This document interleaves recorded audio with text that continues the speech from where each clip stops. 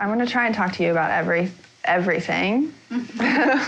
I'll let you know if I'm shocked. If you're shocked. I will be having faces like, what the fuck, you know. But I've been trained to speak about my rape in any situation. You know, I'm having dinner and a girl comes and says, I read King Kong Theory, it saved my life. And in general, that means we are going to speak about our rapes.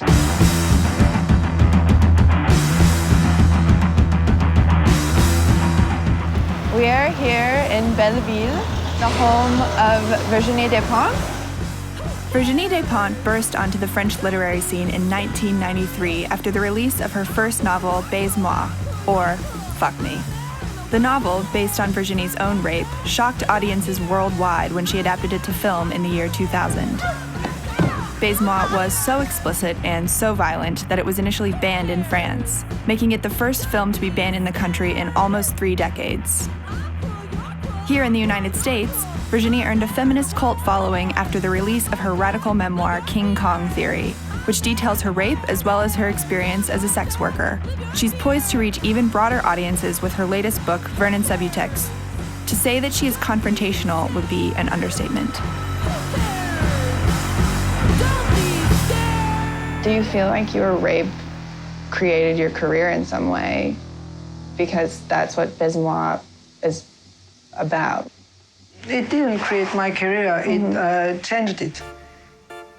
Baise-moi opened with the rape scene and with prostitution scene, so it's my material. I say I would have been a writer otherwise, but I would have been a different person and a different writer, obviously.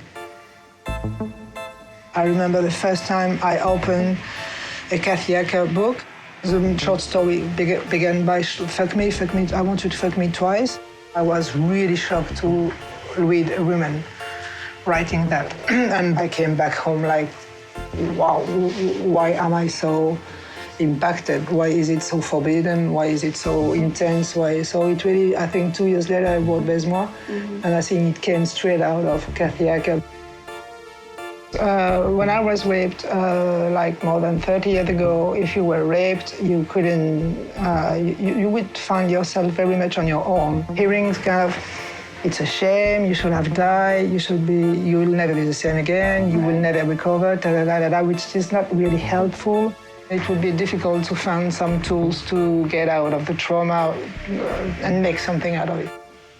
I never thought that writing was something that helps you heal.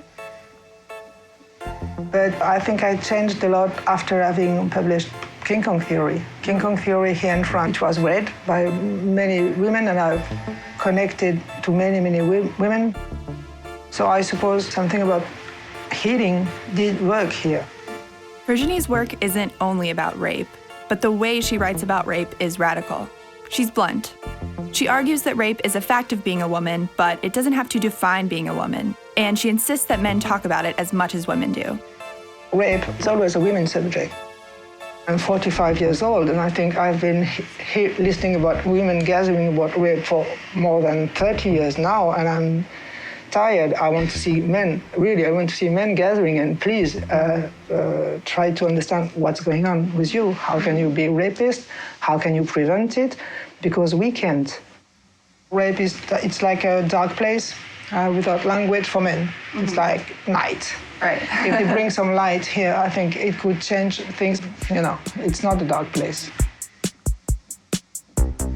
After leaving home at the age of 16, Virginie followed a punk band around the south of France and started working as a prostitute.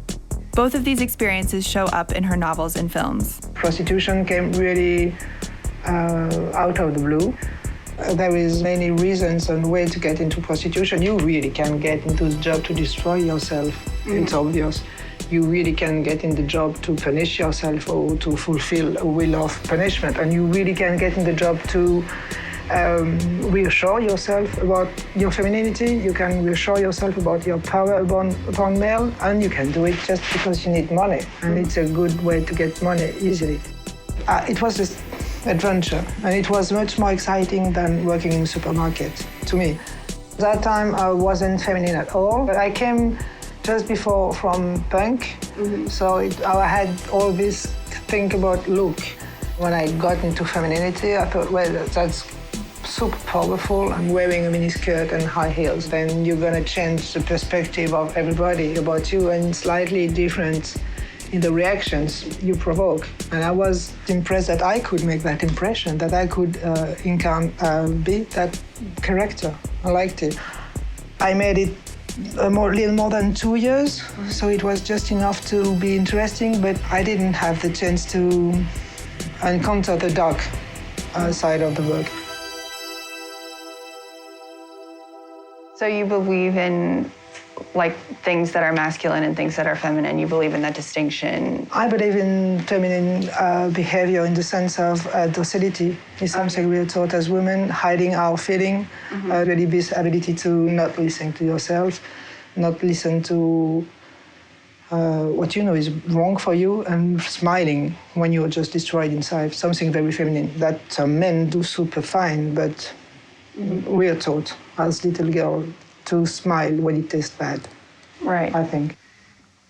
For cinema, for example, I think it's getting worse and worse. Mainstream cinema, I'm talking.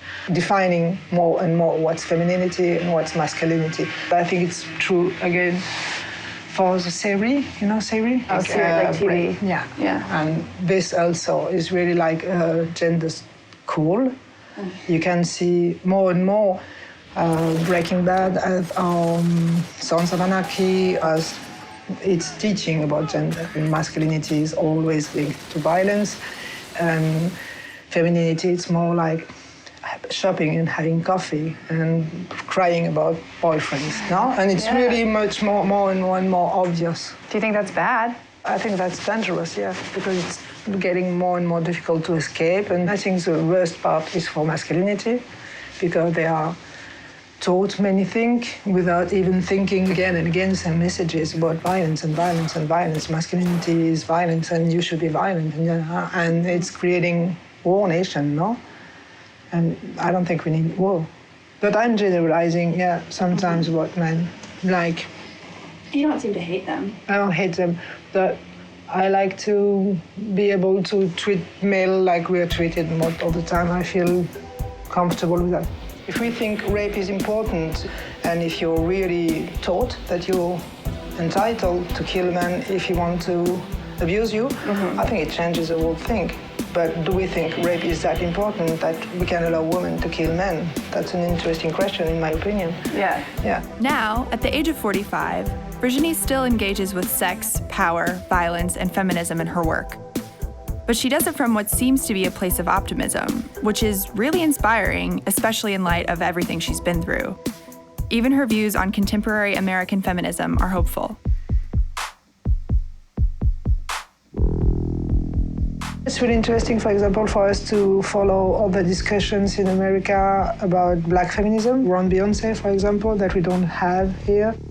I've never saw it before, a superstar wanting to say she's feminist. It never happened before, in my point of view. You could see some empowering stuff in Madonna, but she would never say I'm feminist when she was young and super powerful, not straight away, because it was so feminist. And now what Beyoncé do, in my opinion, is she entitled many young people to think feminist is not an insult. What do you think about Beyoncé? I think it's interesting that you think she brings complexity to discussions of feminism, because I would say it like dilutes conversations. Beyoncé isn't like the ultimate self-actualized feminist. No, but at the same time, if she brings the subject, it's that she feels concerned, and that she feels because really Beyoncé didn't need to bring feminism. It's more trouble for her than. And what I thought was interesting was not so Beyoncé in herself, but what she provokes, and reactions, anti-reaction, pro-reactions, discussion, what women are allowed to express. I think it's really interesting to bring it up because, we have to think about feminism. I just worry about it as like a thing that people want to put on their T-shirts. You know, like, and that's like... But, to me, it's cool. And the fact that it is trendy just bring more people into discussion, no? Right. I wouldn't see the big danger of everybody becoming feminist. To me, It seems like internet is changing a lot of things about feminism because we can't be told anymore that it's not interesting. We can't be told anymore that we are just imagining things. I think something will come from this generation of the web generation.